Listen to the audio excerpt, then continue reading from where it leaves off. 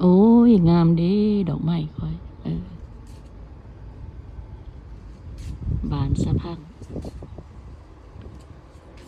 เป็นยามหนาวแต่สีนี่มันสีเข้มข้นกว่านี้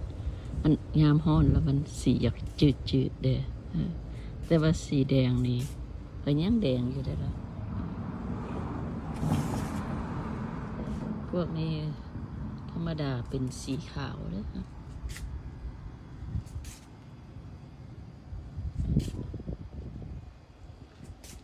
ดอกเข็มกับกำลัง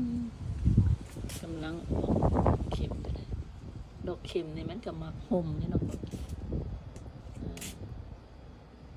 อันนี้ก็ดอก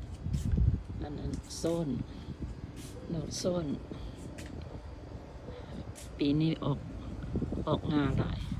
อันนั้นก็เป็นพวกเต้าน้อยดอกไม้การเมียนเธอว่ามีผู้ใดอยากได้ถ้าว่ามีผู้อยากได้แล้วก็ป้าเนี่ยนี่ละอันนี้มักลำไยคอยบ่เห็นหน่วยมันจากหน่วยเลยมันก็สิได้กินอยู่พวกเจ้ามันเป็นดอกบอกเลยหากบ่เห็นหน่วยจิเจ้าหาเบิ่งเนาะ